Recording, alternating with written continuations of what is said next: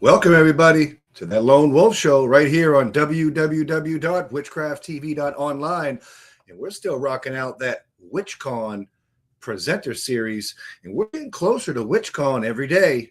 I think we're down to about 9 days, and the 9 days they kick it off.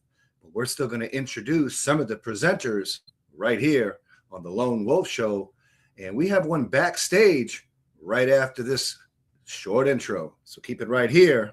Witchcraft TV.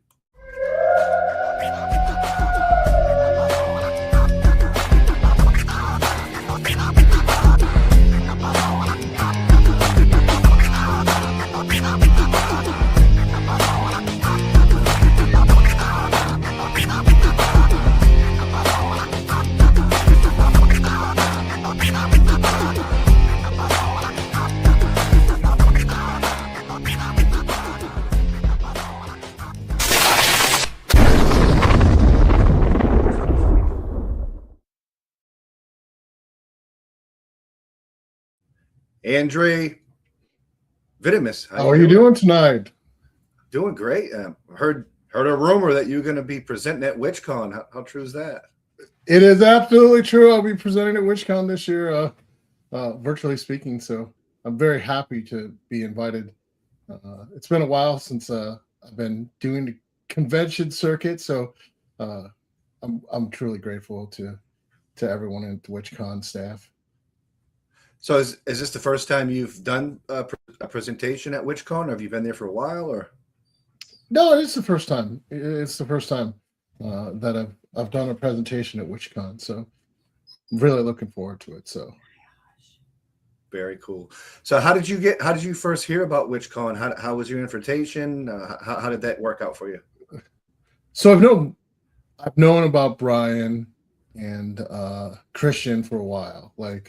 So I had a podcast a couple of years ago, which we let slide for a while, called Deeper Down the Rabbit Hole. And Christian was one of our guests, really like a couple of years ago. And then, of course, life got in the way. So I've kind of known, on and off, known Christian for a few years, and kind of known what he was doing, his glorious media, television empire that he has, and his stores in Salem and New Orleans. So, and been following him for a while. So that's how I got introduced to WitchCon. And it turns out a lot of the people at WitchCon I happen to know as well. So it's a naturally good fit. It's just one that I never got around to doing. But I'm glad that has changed this time around. So what's your presentation this year for WitchCon? So what we're going to do this year is I'm going to present on the Agrippa, spirits, and intelligences, but not in the Agrippa way. So instead, I'm going to cover how to use these for actual practical spells and how to use them in a sorcery way. Not the original Agrippa, but there's a lot in the original Agrippa that lets you actually, if you apply just a dash of chaos magic, really kind of figure out he really is talking about this being used in a more sorcery way. And we get past the multi-paragraphs and pages of God is good in Agrippa, you can really boil down these planetary intelligence to a really useful framework to sort of do sorcery type magic, like the meat and guts of practical magic. That really kind of eases into it and kind of lets you get a framework that I think maybe even if it's curse work or if it's less blessing work, it works with these core intelligences and spirits. So Cornelius Agrippa wrote a bunch of books. I think it was maybe the middle of 15th century, and I may or may not be right about that. Is that particular author, is that kind of the material that Crowley was drawing upon? Is that the material that the Golden Dawn was looking at? They are. It is a major contributor to both of those systems. So, and a kind of a major influence that sort of leads into both things. Now, granted, those two systems both changed the original stuff that Agrippa wrote a fairly large amount, but it does lead into a lot of the ideas in Western ceremonial magic come from Agrippa, and then you could argue Dee as well. But as you know, if you read the Agrippa books, if you read some of the ceremonial magic books, it's kind of complicated. Mhm. So, I mean, those three books of occult philosophy, that's quite a big catalog of different, writings. And also it was written in, from what I understand, in a way that's not as easily understood in modern times. As far as Cornelius Agrippa's work goes, what draws you in the most? What do you focus on, and how do you utilize that in your magical life? So I kind of find different parts of the Agrippa stuff. It's best to not take this sort of like one universal sort of, here's your textbook. It's better to choose parts of it that work for you, to understand the greater context in the book, but sort of not all the parts of the book deal with the same topics. And so there's many, many pages of correspondences that could be boiled down to much simpler language. There's many, many pages of sigils, many pages of different kind of magical processes to elevate yourself, but not all of that is going to appeal to everyone else. So if you think about it more like a vast book of internet ceremonial magic of the time, it's probably a better way to think of it. That you can kind of, as long as you have a baseline understanding of how some magics work, you kind of use it as a reference guide, and after you've kind of read it once or twice. So that's how I kind of use it. And that's kind of what I'm going to talk about in the presentation too this year. Very cool. I know that in the Agrippa's books there, that 15th century manuscript that's pretty popular in the occult worlds, even nowadays, they have I believe it's 72. And if I'm butchering the name, because I do a lot of reading, the Goetic 72 spirits, is that right? Is it just 72, right? There's 72 Goetic spirits, and I think that's a different sort of piece, Lesser Key of Solomon of ceremonial magic, but it's also one that's quite interesting. Like, if you think about a lot of times in Western ceremonial magic, a lot of the stuff is tied to Christianity, and a lot of these grimoires come from the Christian church. It gets more interesting when you look at where do these spirits come from before the Catholic Church, right? And you kind of realize, what's called a demon or lessened spirit is just a political label, oftentimes. And so, like, I have my own store in Toronto, and we have these public Goetia rituals, and we're always shocked at how sort of benevolent and helpful some of these spirits actually are. Simply put, they just aren't what you think when you summon them. They try to be helpful, very sort of earthy based spirits, like very close to us, but generally helpful. And kind of like what maybe a city god would be, or a forest spirit that got demonized by political means, and put into a book from a Catholic source, and then labeled as sort of foul or unclean. So it's kind of interesting. The Goetia, there's multiple lesser key of Solomon, which produces the Goetia, but then there's the greater key of Solomon, which has more aspirational and sort of uplifting magic to kind of raise you up to your own soul. Do you think those 72 spirits are older than like 15th century? I mean, is that something that Agrippa just kind of came up with, or do you think he got that from an older source? Well, it is definitely from older sources, and possibly even from local area spirits. It's when you study history, some of those spirits go back way before any sort of notion of Western ceremonial magic. It goes back in some cases, even to like Mesopotamia legends, and their sort of corruptions of names of minor gods, or sometimes even greater gods. I can't help but notice the number, the 72 number, and then so that's in numerology would be number 9. I think, well, in the tarot deck, so in the tarot, I think there's 78 cards in there. It might be 72.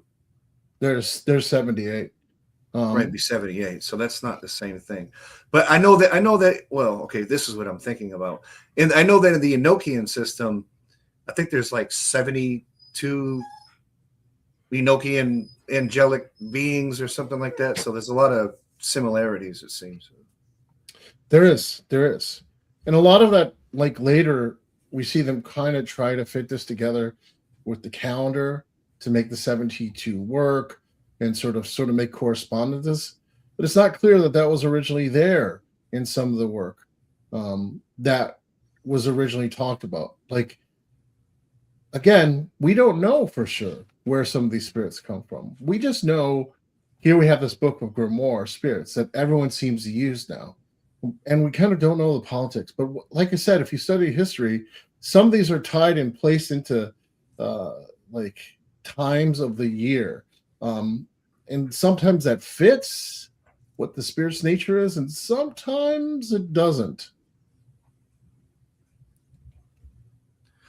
Can you tell me the difference between an invocation and an evocation? What's the difference? So in my first book, Hands on Chaos Magic, I really took issue with the fact that people use these terms interchangeably. I do not. I do not think they're the same at all. And I think some of this comes down to many different parts of the culture. We don't want to sort of make it like sound like people are commanding the spirits. And so we have sort of a semiotics and semantic problem of language oftentimes. So invoke in the word is literally like you are pulling the thing inside your body, and evoke means you're literally pulling something in front of you or around you. It's sort of like there in the language, but because people don't want to talk about evoking an angel because they feel like it's disrespectful, like you're commanding the angel to come by you, that you should always, they use the word invoke to show respect. But really, these two things are different. You don't have to invoke an angel to pull the angel in. And this becomes even more sort of pronounced when we talk about Afro-Caribbean systems. Like, I've initiated voodoo priests. Like, we invoke to possession. Like, we are pulling the spirit in.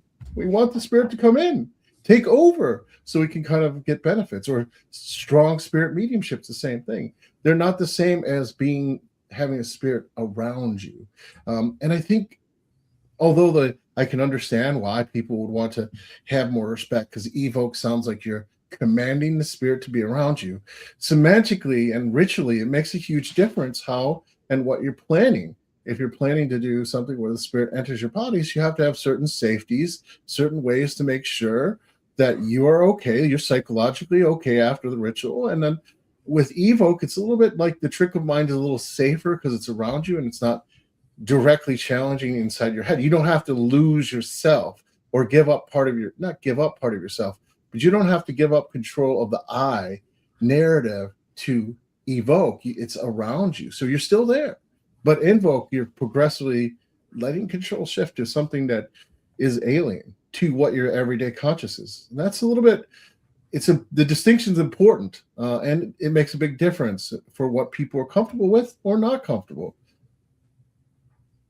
So invocation would be you're bringing a spirit or entity inside of your vessel, and the evocation is you're putting a spirit in a circle, a fixture, or a triangle, or something like that. It could be a triangle, like it could be worshipable, like a statue, like you're trying to get the deity to imbue a statue.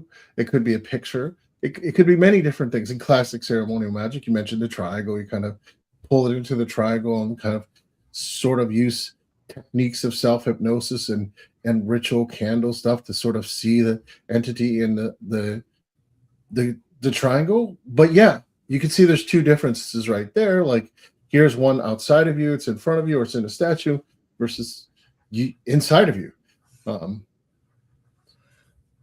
So in the lesser banishing ritual of the pentagram, they have there's like 4 different parts that kind of make that whole lesser ritual. And I know you're familiar with this ritual, but in it they have the invocation of the archangels. So really, it shouldn't be called the invocation of the archangels because you're not inviting the archangels into your vessel. It should be the evocation. Right. So first, right. I wrote hands-on chaos magic, so I might break the rules a little. Nice. But yes, I would agree with you. I'd actually say the lesser banishing ritual of the pentagram is more like 16 rituals.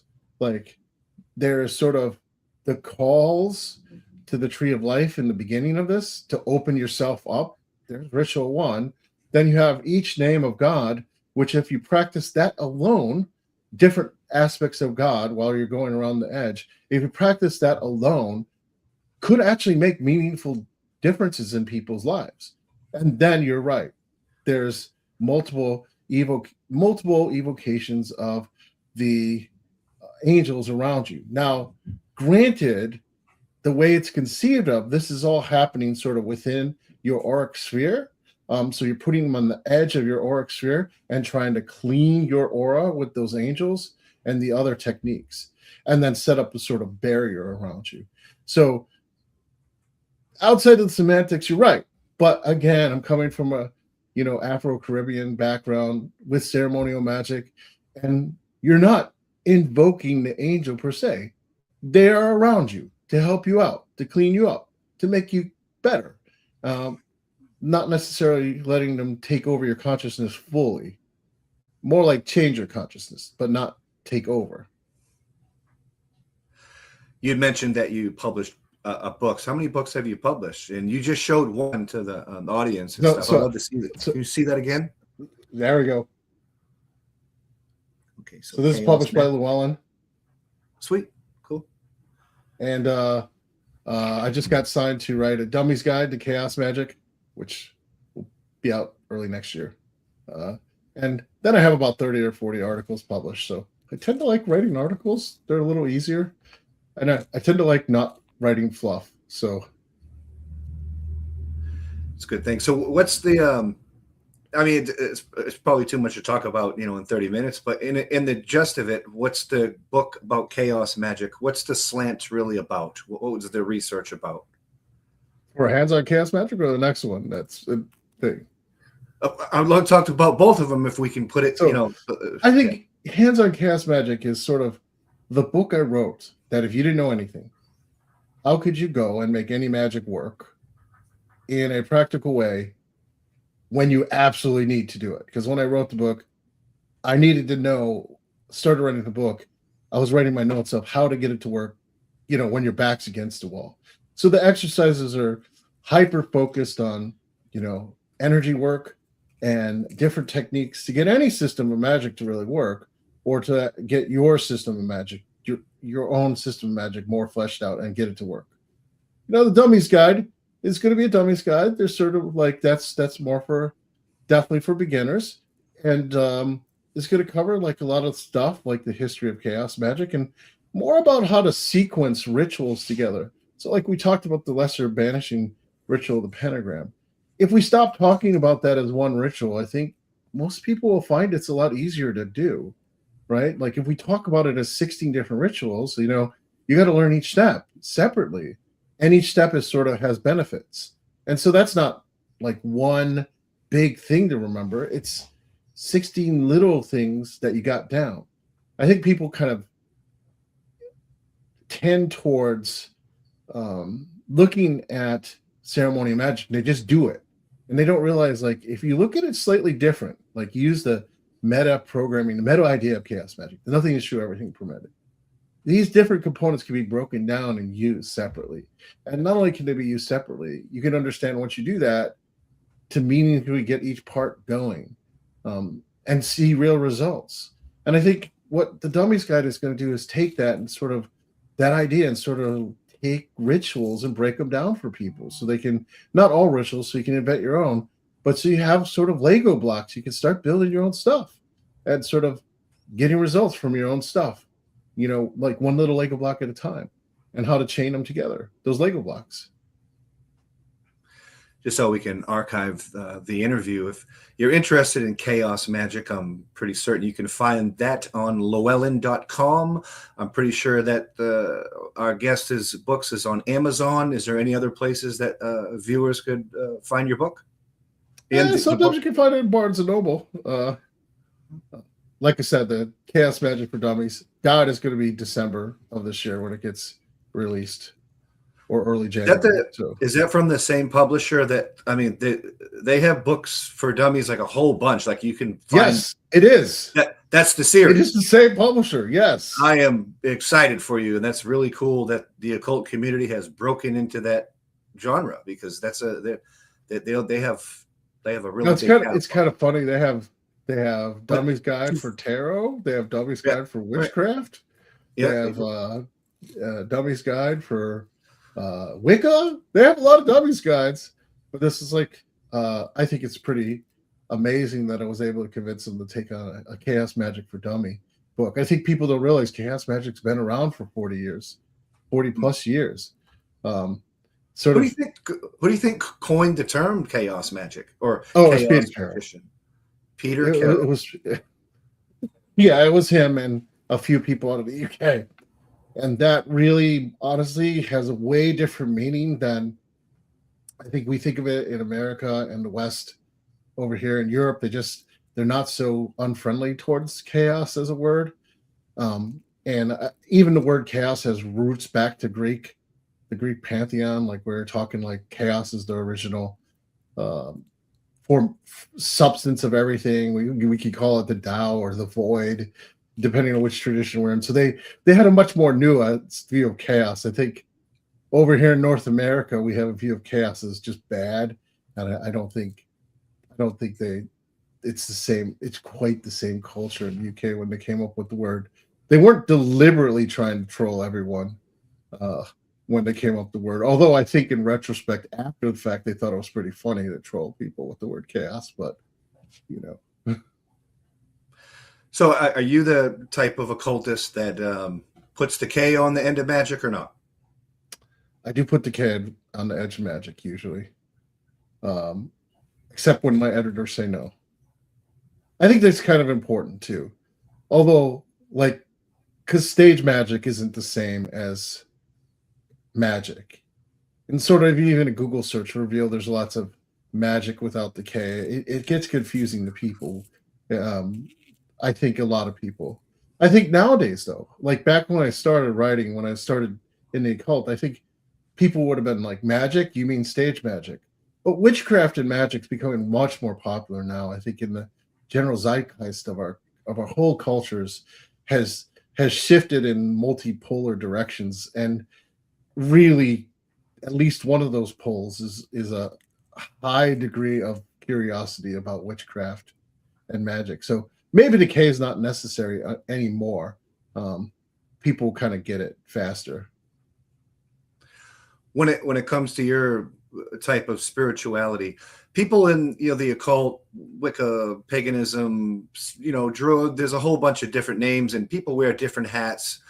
What's the most comfortable label and hat that you wear? Human. Human. Good answer. Good answer. Can't be. I mean, chaos magic in general is a meta paradigm. So we'll shift between paradigms to get expertise and sort of take the best of the best.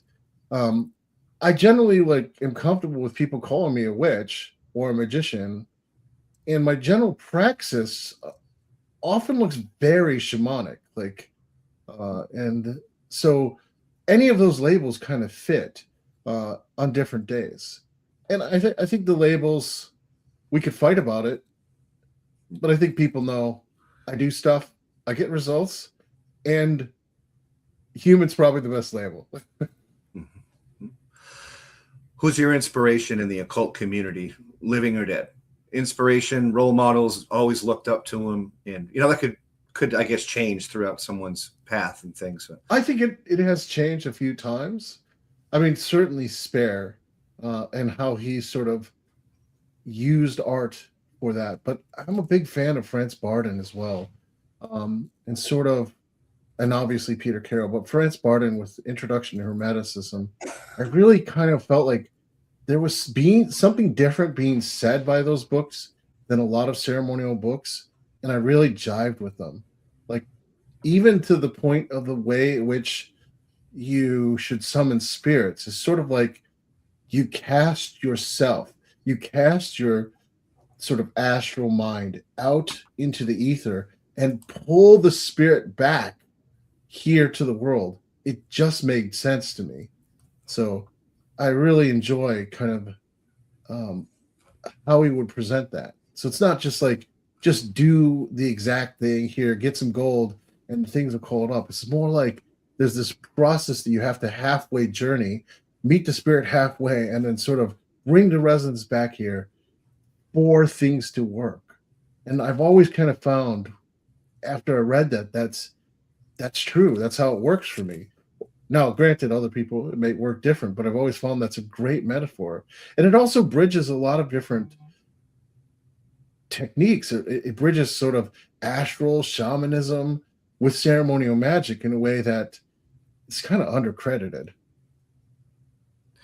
Got a comment question in the chat room here. It said, would you say that chaos magic is becoming more popular? And if it is, why would that be? I think there's a lot of, at first, the answer is obviously, if we got a donkey's guide, it's becoming more popular, right? Yeah. Like, it's sort of like that's proof that it is definitely on the up and up. But remember, chaos magic sort of has these ebbs and flows. Like, it was there, it's been there since like the late 60s and early 70s. I think right now it's becoming more popular for a lot of reasons. There's a lot of gatekeepers. And I think people are tired of it. Like, the idea of rebelling against those gatekeepers sort of makes sense. And people have a lot of questions. And maybe, you know, like the religious aspects of magic, they don't appeal to everyone. Like, there is a religious aspect for many people's magic. But for many people, they're interested in, like, how do I transform myself and the world without garbage? How do I get rid of the fluff and get to the meat? Like, how do I understand and get stuff to work? And chaos magic does that very well. And sort of chaos magic applies a lot of the logic of, well, science, the scientific method to magic. So it allows us not to have faith and not blind faith. We have evidence. We have results. We can talk about these results. We can talk about evidence. We can talk about what worked for us without gatekeeping, without sort of putting blocks on it. And I think the younger generation, the ones coming up, resonate with that a great deal. They don't like the restrictions.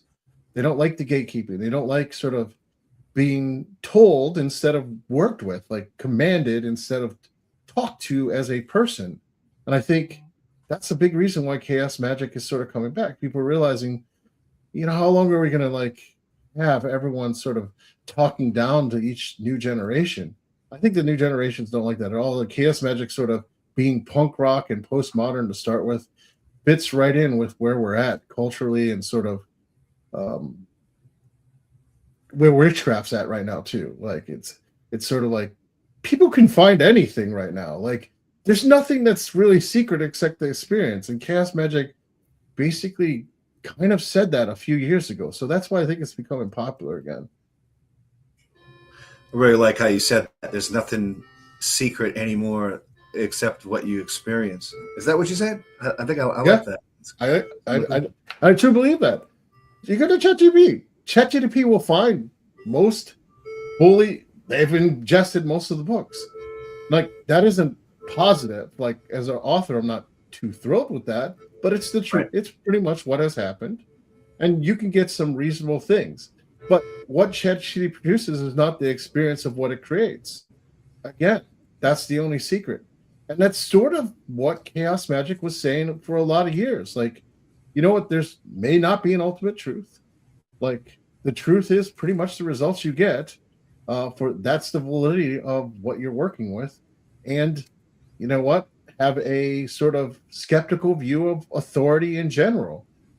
As opposed to, there's difference between collaboration and me talking with the people who bought my book versus me saying, this is the way it is. And that's the end of it. I just think it's ideas time has come. Like it came like 70 years, like 50 years ago too, but it's coming again. It's becoming more popular again. Really appreciate your time, Andrieh Vitimus. If you interested in chaos magic, go ahead and check them out, llewellyn.com. You can check them out on Amazon. And above all, make sure you check out one of his classes coming up in about 9 days on witchcon.com, where he's going to be doing a presentation. Sunday, we're going to get down into like calling out some intelligence in the class. Like we're going to do it right there with everyone. Like we're going to show some ways to make it really, really simple. You won't need to have like the 1,000-page Agrippa book. You'll just be able to be like, okay, here we go. And sort of strip down to the bare minimum. I think everyone will love it. So please come on Sunday to check it out. And make sure y'all keep it right here on www.witchcrafttv.online. We'll see you at WitchCon.